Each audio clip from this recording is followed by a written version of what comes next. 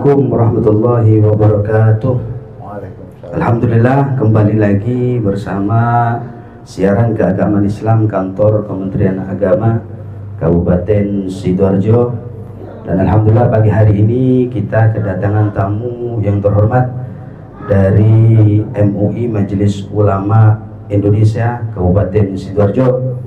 Dalam hal ini beliau yang hadir kita sapa terlebih dahulu Bapak Dr. Andes Haji Zainul Arifin MPD. Sehat Bapak? Alhamdulillah. Alhamdulillah. Beliau adalah kedudukan di MUI Pak?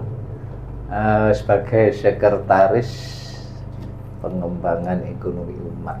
Masya Allah, beliau sekretaris di MUI Sidoarjo di Komisi E. Ya Pak ya? Komisi E. Berarti banyak komisi di sana Pak ya? Ada 6. Alhamdulillah. Oke. Terlebih dahulu sebelum beliau membahas satu tema tentang sertifikasi halal MUI dan juga ekonomi syariah, maka kita beri waktu langsung saja kepada beliau untuk memperkenalkan secara singkat apa itu MUI dan juga peran utamanya di tengah masyarakat Indonesia. Monggo Abah Zainul Arifin, waktu dan tempat dipersilakan. Assalamualaikum warahmatullahi wabarakatuh. Waalaikumsalam warahmatullahi wabarakatuh. Bismillahirrahmanirrahim. Alhamdulillahirabbil alamin. Wal aqibatu lil muttaqin wala udwana illa 'alal zalimin. Allahumma sholli wa sallim wa barik ala sayyidina Muhammadin wa ala alihi washabihi ajmain, amma ba'du.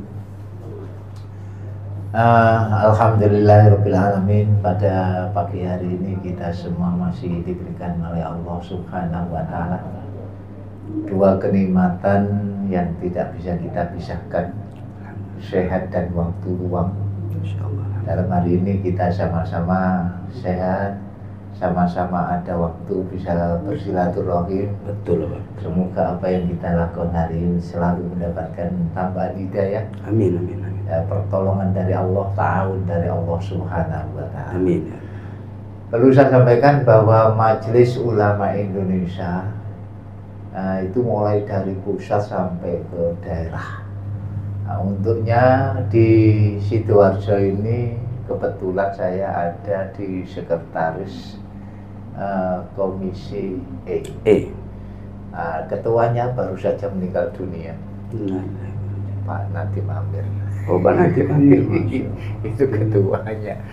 Jadi baru, kalau Pak Nadim itu sekaligus takmir Pak ya? Iya, takmir Masjid Agung, kemudian di MUI jadi ketua koordinator Komisi E bersama.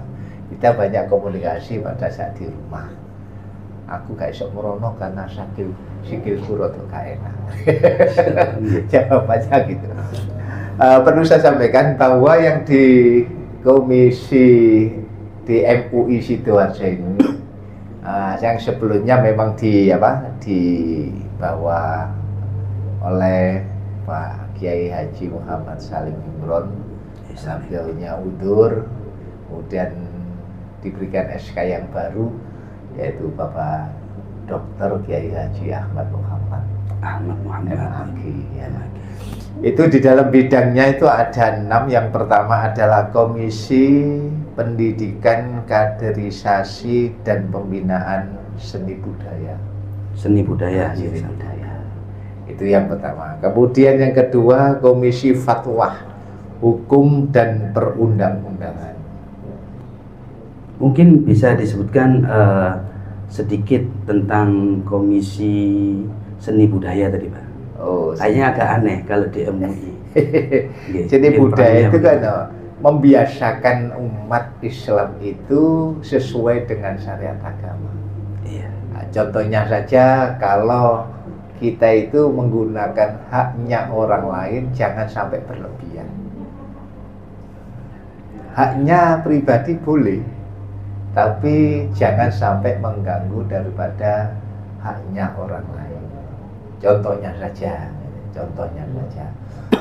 Di kampung-kampung kan banyak namanya punya gawe tidak mau digedong. Iya. Nah, kadang-kadang nutup jalan. Kalau memang jalan itu masih ada jalan alternatif, nggak jadi masalah. Ya.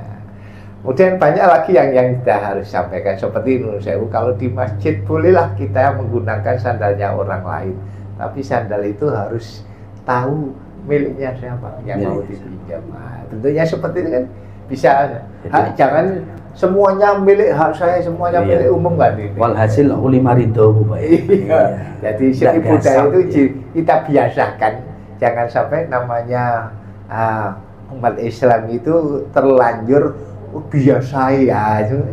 Kalimat biasanya itu kita rubah menjadikan yang biasa, menjadikan kita tuh saling bersaudara, tidak menyakiti orang lain. Di budaya seperti ini kan selalu harus kita paparkan. Jadi tidak harus yang berbau misal kayak seni budaya itu kiroah ya, atau tartil itu termasuk Pak ya? Iya termasuk. Karena itu pun kita biasakan seperti kalau remaja harus kita optimalkan bersama-sama dengan komisi kaderisasi untuk meramaikan, memakmurkan masjid. Nah, lewat apa? Mungkin lewat di Rosa, kemudian sebagai pembelajarannya di TPG, termasuk meramaikan masjid dengan jalan Khatmil Quran, itu. Atau mempelajarnya ke anak kecil-kecil dengan ajaran tahfidz Al-Quran. Kemudian apa lagi Pak? Kemudian ada namanya Komisi Ukhuwah Islamiyah dan Hubungan Antar Umat Beragama. Ukhuwah Islamiyah. Jadi istilahnya kita sudah merambah kepada toleransi. Jadi kita sama umat Islam boleh, itu sudah terbiasa. Tapi dengan umat yang lain hidup di Indonesia harus kita rangkul.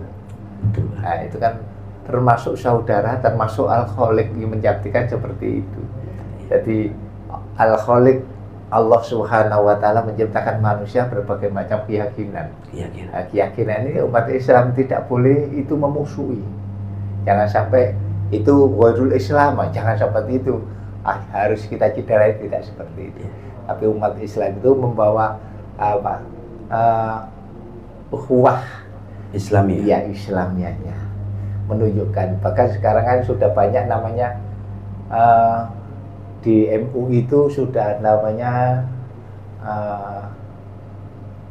Mu'alaf Center. Oh, ada Mu'alaf Center. Ada Mu'alaf Center. Karena mungkin ini salah satu diantaranya, ya banyak mu'alaf ini masih belum tersentuh setelah mendapatkan sertifikat syahadah. Iya, mu'alaf. Akhirnya MUI juga ikut mendampingi. Data-datanya bukan Muslim saja Pak ya? Iya, tidak Muslim saja. Jadi Muslim yang awal pun harus kita bina. Jangan sampai setelah kita mendapatkan sertifikat syahadah keislaman kemudian kita lepas belajar sendiri kan. Tapi yang jelas kan dia masih nol. Jadi paling tidak ada beberapa teman sahabat yang dimintai memang untuk mendampingi sesuai dengan daerahnya masing-masing. Nah, seperti saya ini kan ada namanya di Rusunawa, ada di perumahan. Kita itu kan datang ke rumahnya, silaturahim. Kalimat silaturahim itu istilahnya ya kita memberikan manfaat apa yang mereka minta. Jadi sekaligus pembinaan. Iya, pembinaan. Jadi terkait dengan kerukunan umat beragama, kemudian bagaimana menurut Panjenengan Abah Zainul sebagai MUI tentang program Kementerian Agama moderasi beragama ini bagaimana? Mungkin sambung dengan programnya MUI terus Bundi? Kalau saya melihat bahwa yang namanya Kementerian Agama dengan adanya Majelis Ulama Indonesia sedikit terbantu. Hanya saja MUI itu di tingkat kecamatan masih ada, sedangkan di tingkat desa tidak ada. Iya. Ada. Jadi kepengurusannya murni itu yang paling bawah adalah tingkat kabupaten. Hanya saja di kecamatan itu sebagai pengembang saja. Ya. Karena informasi-informasi yang diterima dari kecamatan itu bisa kita tindak lanjuti di tingkat kabupaten. Tapi syukur-syukur saya kan mantan mantan orang kabupaten. Jadi apa yang kita manfaatkan tidak hanya ekonomi umat, pengembangan ekonomi, tapi yang jelas banyak yang kita lakukan gitu. Jadi spesialisnya memang ke pengembangan ekonomi umat. Ya. Kemudian ada yang namanya yang saya bawa sekarang ini adalah yang D ya, itu Komisi Dakwah, Pengembangan Organisasi dan Informasi. Komisi Dakwah, informasi. Dan informasi apapun yang datangnya dari pusat itu selalu kita tindak lanjuti, kita teruskan kepada kecamatan. Ada sekarang kan sudah tidak pakai dengan adanya kertas. Betul, Bang. Tidak pakai kertas sekarang itu sudah menggunakan teknologi semua. Ya, digital semua. Jangan-jangan di MUI juga ada podcast seperti kami di Kementerian Agama, Pak? Kalau di MUI masih belum ada. Sebenarnya mau melangkah ke sana itu dari masing-masing MUI kecamatan itu diundang gitu loh untuk memberikan waktu itu.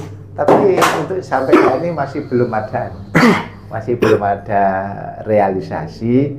Untuk sementara ini mungkin ya tenaganya ya, karena full timernya itu hanya satu, hanya seorang.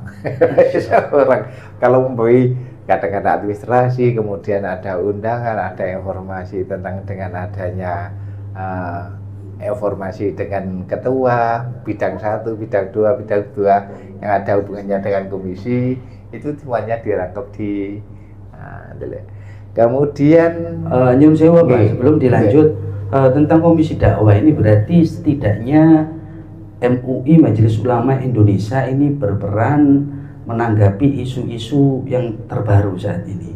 Kan kuat itu, Pak, di YouTube, di TikTok, Facebook, IG ya, Pak.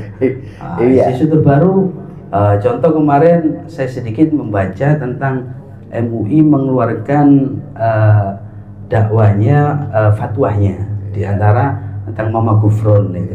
Ya. Itu bagaimana, Pak? Mungkin sedikit saja tentang Mama Gufron. Itu gini, biasanya itu langsung ditangani oleh bidangnya masing-masing. Komisi masing-masing, bidang dakwanya itu sendiri, kemudian bidangnya fatwa itu sendiri. Nah, itu biasanya saling memberikan informasi dan ada pertemuan.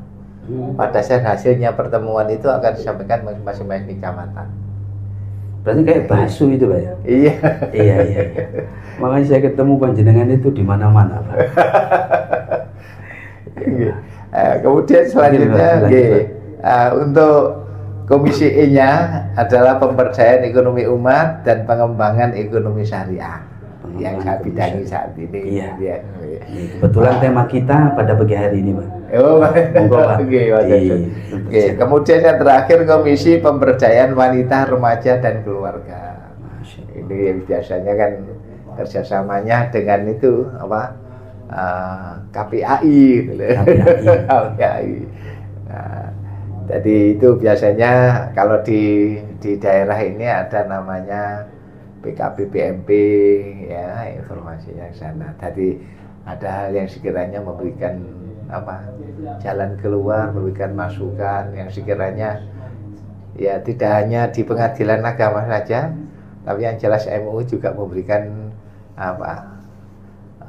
suatu pengetahuan yang sekiranya bisa melunakkan hati gitu ya. Masya Allah. Ya, melunakkan hati. Baik, Abah, tadi sedikit pengenalan tentang MUI, bagaimana itu MUI, struktur dan lain sebagainya, serta kepengurusan dalam MUI. Nah, sekarang kita masuk pada inti pembahasan tentang sertifikasi halal dan ekonomi syariah, yang kebetulan beliau yang hadir bersama kita ini, para sahabat religi, adalah spesialis tentang sertifikasi halal dan ekonomi syariah.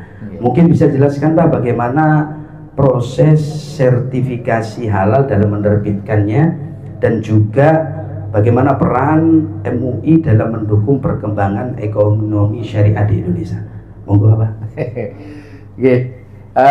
Sertifikasi halal itu adalah merupakan jaminan bahwa suatu produk yang dilakukan oleh masyarakat, apakah itu makanan atau itu minuman atau obat-obatan yang terjual di luar yang sekiranya bisa bermanfaat, seperti Nusewu ada namanya alat-alat kecantikan, skincare, skincare. Itu kan, itu semuanya itu kan harus mempunyai sertifikat. Iya. Di MUI itu yang daftar sudah banyak. Untuk skincare itu, Pak? Iya. Jadi setiap tahun itu di bulan Oktober kita ngundang jadi UMKM yang sekiranya bisa memiliki sertifikat halal. Iya, Pak. Iya. Tapi sayangnya dari tim yang kita miliki, ya dari ISNU, kemudian dari tim sertifikasi halal, bahkan ada yang dibantu oleh Kementerian Agama. Iya. Itu yang keluar masih sedikit. Kalau kita lakukan, kalau kita mengundang itu setiap kali pertemuan sekitar 60 sampai 80. Ini di tingkat kabupaten, Pak? Di kabupaten. Kabupaten Sidoarjo. Iya. Hanya saja niatan kita itu hanya untuk di kota saja, Sidoarjo, Buduran, dan Candi. Itu masih belum terpenuhi.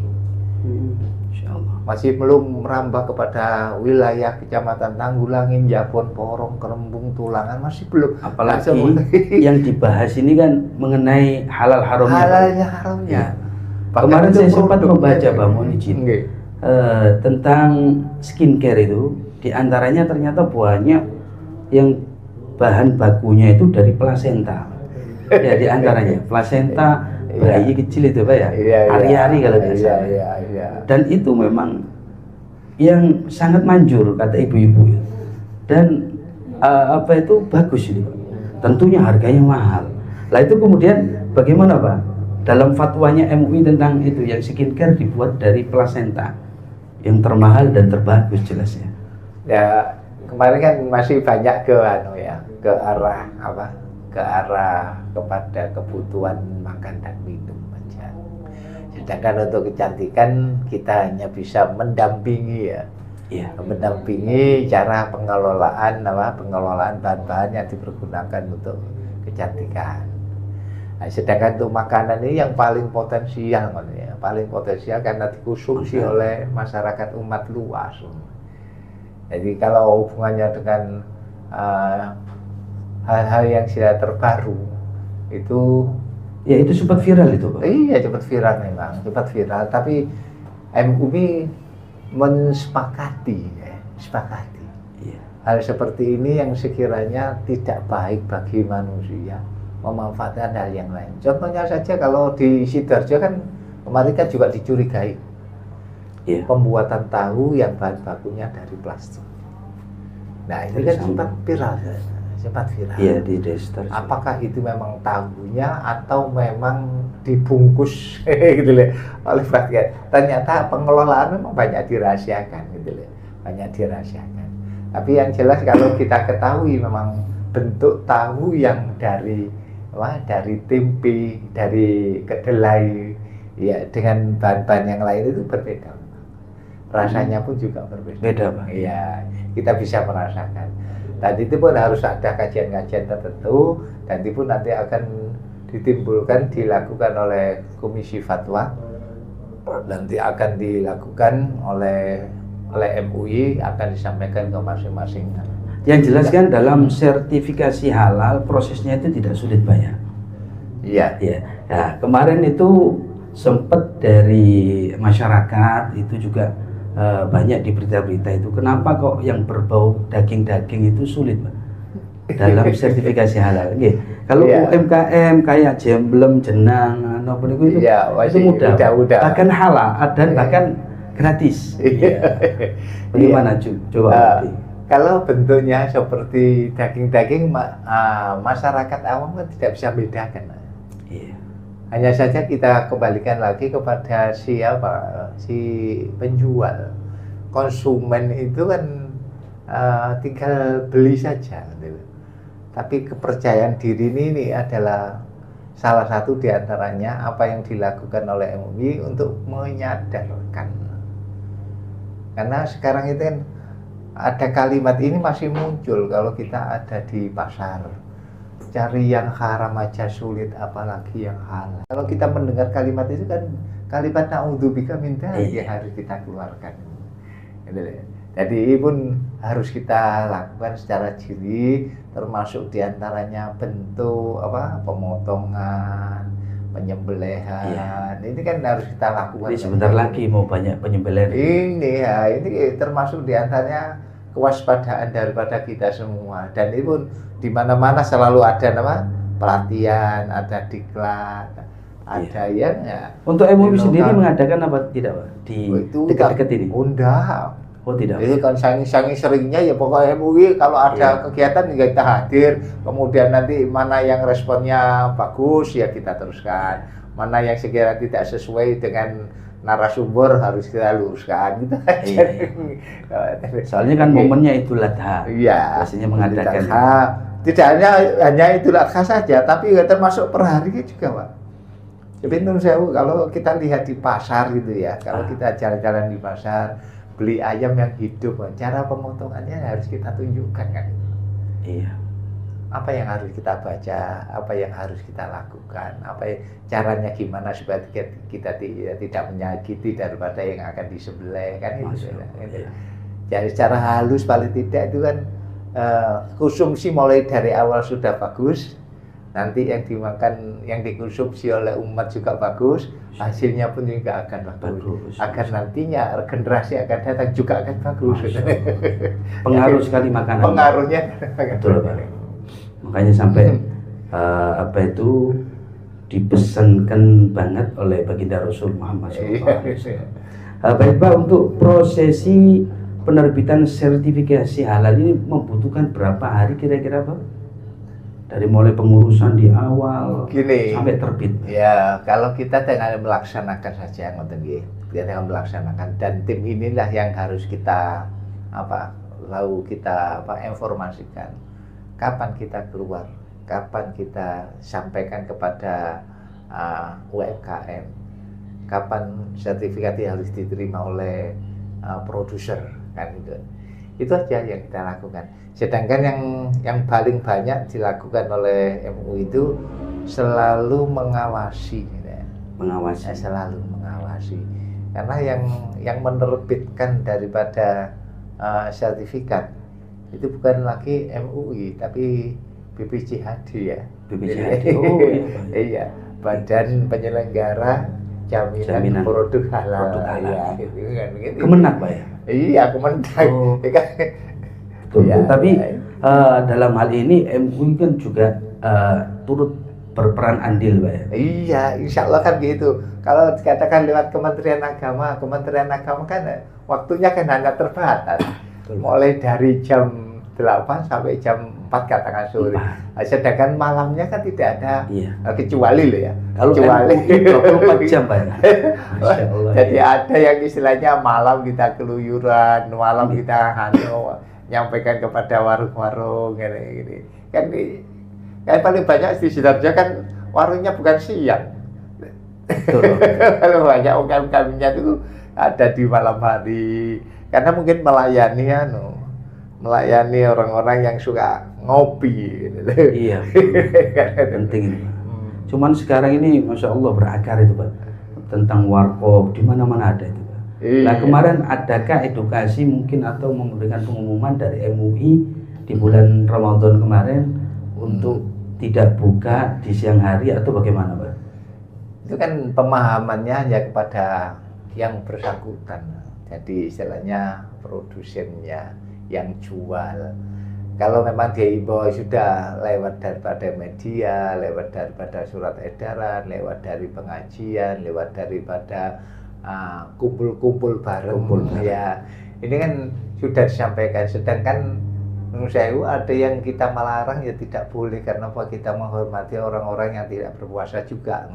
Iya. Ya, sedangkan orang Islam jadi ya diharapkan jangan dekat-dekat kepada warung kalau kalian itu berpuasa kan. Tapi kadang-kadang terpengaruh dengan adanya kenikmatan yang disohorkan itu kan juga tidak mempengaruhi, menarik. Karena kehidupan manusia itu antara hati dan nafsu itu kan besaran nafsu kan. Betul. Iya, hatinya kan kecil, nafsunya yang selalu didorong untuk cepet-cepet karena semuanya tergantung kepada perut kan. Makanya ya, keyakinan, keimanan, ketakwaan yang harus kita lakukan itu kan untuk penguat kepada umat kan yang ada di situ. Iya. Baik.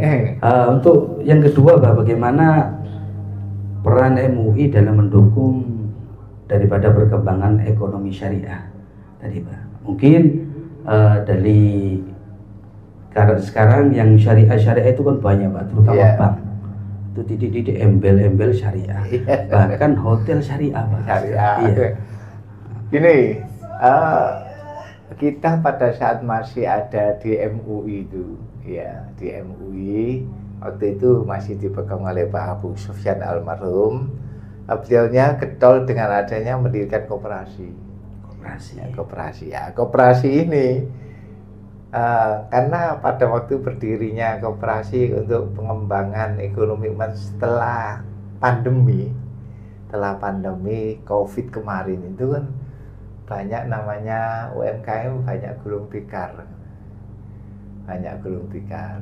dan MUI di situ hadir.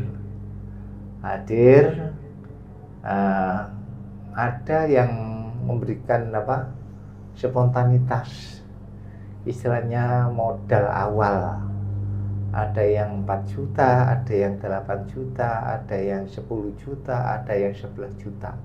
Itu terkumpul dari pengurus sendiri. Itu terkumpul sekitar 292. Dan itu pun setelah pandemi tidak ada manfaatnya setelah kumpul itu. Kan kepinginnya MUI itu mendampingi daripada UMKM, kemudian bisa berdaya kembali. Munculnya dengan adanya pandemi COVID kemarin, akhirnya uang itu masih tetap terpendam di bank. Setelah selesai Pak Abu Sufyan meninggal dunia, wafat, akhirnya ya Imron wis cekel nae budi apa no duit itu. Akhirnya karena saya sendiri pada waktu di Kementerian Agama ini kan terus terang saja, nanti kalau pulang dari kantor tidak pernah bawa gaji, karena gaji saya diperuntukkan untuk UMKM. Masya Allah. Binaan saya di kampung itu, binaan saya ada di tangga, binaan saya dengan tekanan itu banyak. Sekitar antara 30 sampai 40 UMKM.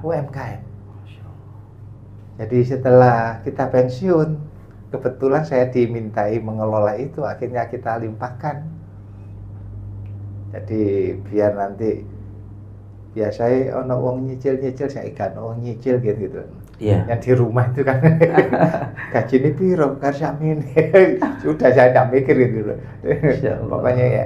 Dan itu pun pada saat ada di MUI kita sudah ada uang pegangan tadi 292.500.000 itu.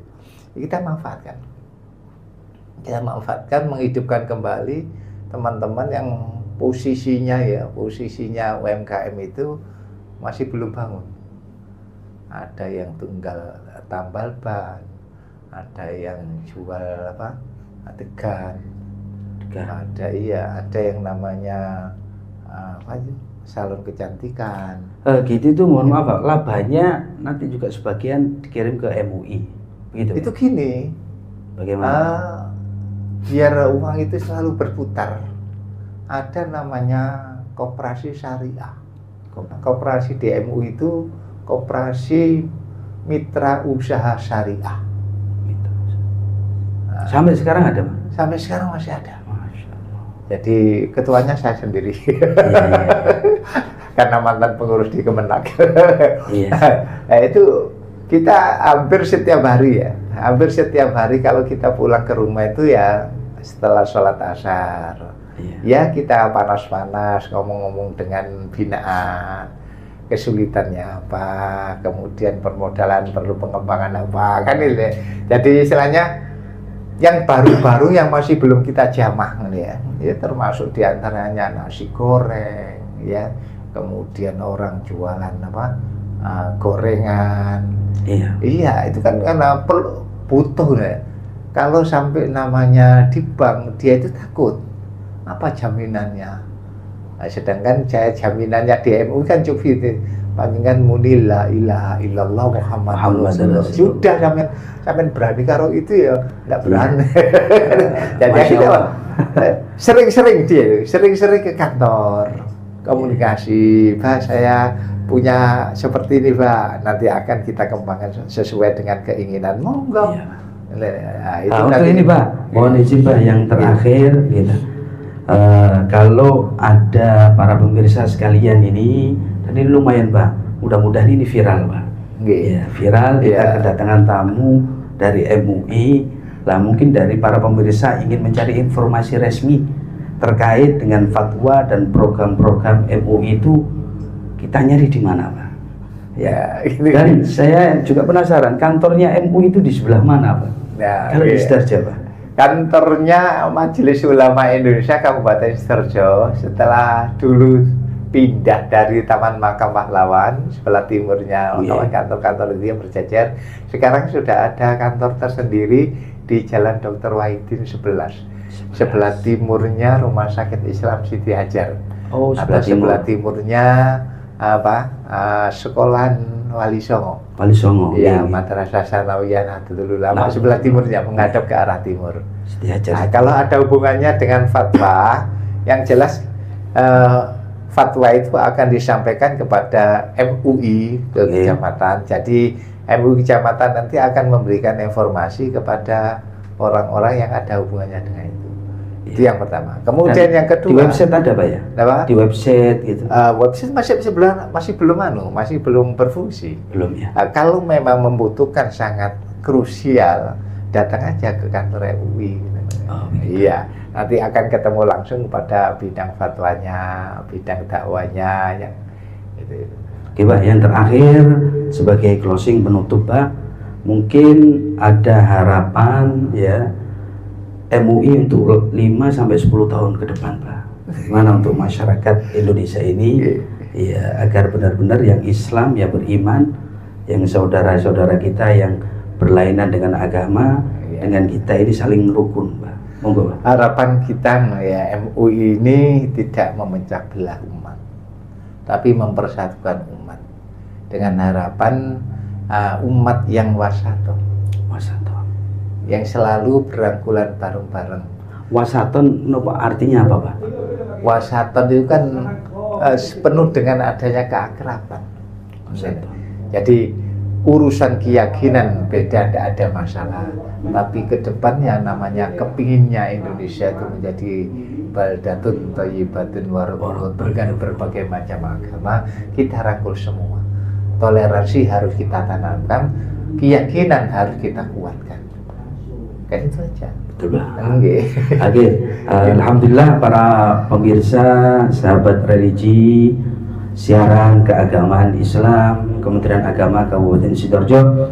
Demikianlah beberapa pemaparan dari tamu kita dari Majelis Ulama Indonesia yang diwakili oleh beliau yang terhormat Bapak Dr. Andes Haji Zainul Arifin MPD. Mudah-mudahan bermanfaat bagi kita semua dan khususnya bagi pemirsa sekalian. Demikian Abah Zainul, saya ucapkan beribu terima kasih, mudah-mudahan manfaat. Sampai ketemu lagi, mudah-mudahan panjang umur, visi. Amin. Demikian para pemirsa, jangan lupa like, comment, share, and subscribe channel YouTube Ipari Sidoarjo. Kurang dan lebihnya kami mohon maaf yang sebesar-besarnya. Moga saran-saran, Pak, berkhidmat untuk umat. Terima kasih. Wassalamualaikum warahmatullahi wabarakatuh. Waalaikumsalam.